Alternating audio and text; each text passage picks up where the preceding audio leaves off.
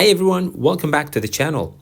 About a year ago, I uploaded a short video showing how to download apps from the App Store without typing your Apple ID password every single time.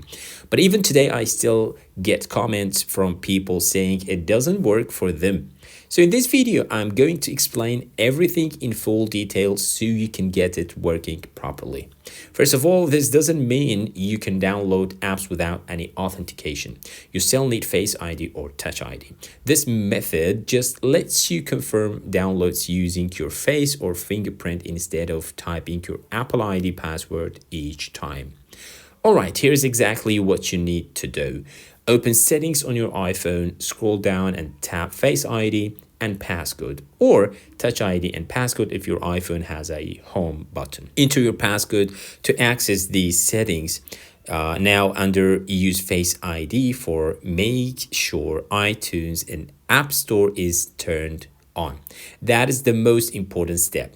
If this toggle is off, Face ID won't be used for App Store downloads and purchases, and you'll keep getting asked for your Apple ID password. Right below that, you'll also see another option called contactless and payments.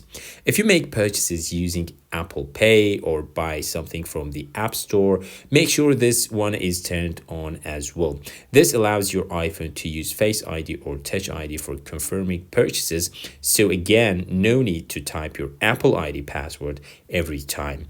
Now, when you go to the App Store and tap Get on any app, your iPhone will ask for Face ID or Touch ID instead of the Apple ID password. On Face ID devices, just double-click the side button, look at your iPhone, and the download will start right away. On all the iPhones with Touch ID, simply place your finger on the home button to confirm. And that's it. Just remember, sometimes Apple may still ask for your Apple ID password after a restart, when changing security settings, or when downloading certain restricted content. That is completely normal and part of Apple's security system.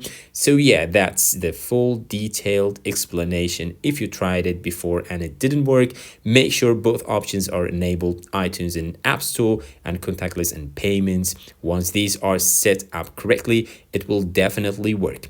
If you found this helpful, make sure to like the video, share it with someone who still types their password every time, and subscribe for more iPhone tips and tricks. Thanks for watching, and I'll see you in the next one.